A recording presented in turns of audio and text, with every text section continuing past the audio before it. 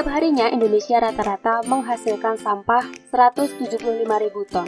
Artinya, setiap orang menghasilkan 0,7 gram sampah per harinya. Sementara menurut data Asosiasi Pengusaha Retail Indonesia, dari 100 toko retail dalam setahun dihasilkan 10,95 juta lembar kantong plastik. Jika dibentangkan, maka sampah kantong plastik ini bisa menutupi area seluas 65,7 hektar atau setara dengan 60 lapangan bola. Negara Indonesia juga masuk dalam peringkat 4 konsumen botol plastik terbanyak di dunia, yaitu mencapai 4,82 miliar botol.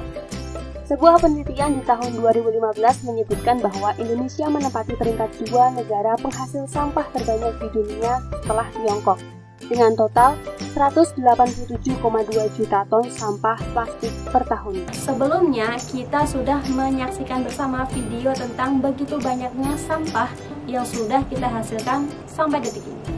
Setiap tahunnya manusia selalu menghasilkan sampah. Hal ini dikarenakan semakin banyaknya manusia dan juga semakin banyaknya sampah yang sulit untuk diurai. Contohnya seperti sampah yang terbuat dari plastik.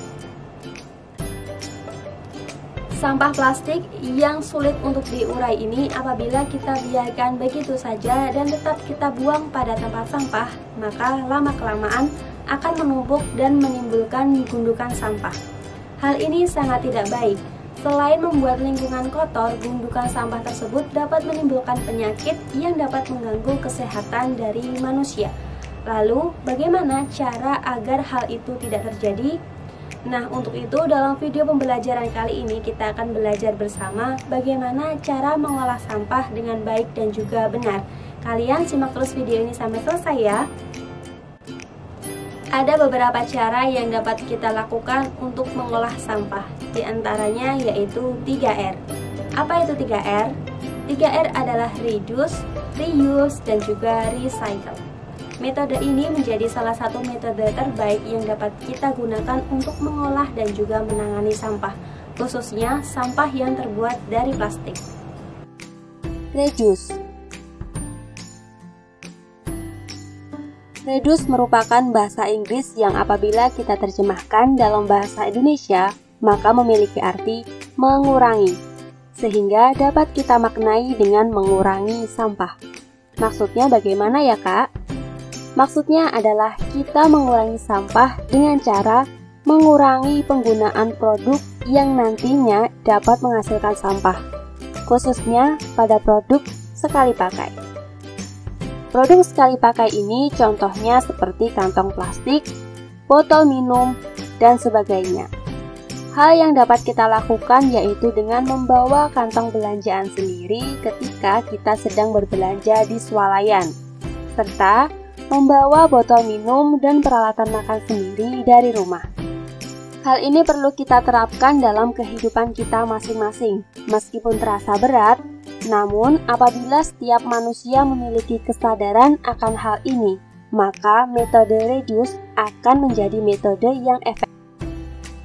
Metode yang kedua adalah reuse atau penggunaan kembali. Maksudnya adalah produk yang sudah terpakai dapat kita gunakan kembali. Kita dapat memakai kembali barang-barang bekas menjadi barang yang memiliki kegunaannya kembali. Contoh penerapan reuse adalah dengan menggunakan kembali botol minum bekas menjadi pot bunga. Kemudian ada juga kaleng biskuit yang bisa kita manfaatkan kembali menjadi kotak penyimpanan.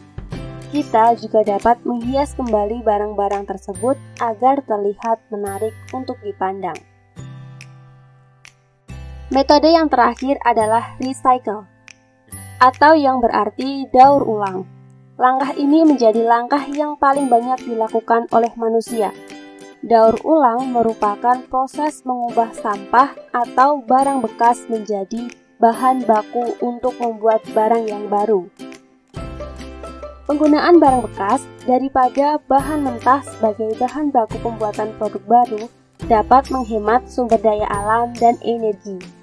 Misalnya, dengan mendaur ulang kertas bekas menjadi kertas baru, mendaur ulang plastik menjadi produk seni kria, Kemudian ada juga mendaur ulang material seperti logam dan kaca menjadi barang yang baru yang dapat kita rasakan manfaatnya kembali. Banyaknya sampah yang manusia hasilkan ini menjadi masalah yang serius yang harus kita tanggulangi bersama. Terdapat berbagai macam metode yang dapat kita lakukan, salah satunya yaitu 3R. Tiap metode memiliki kelebihannya masing-masing.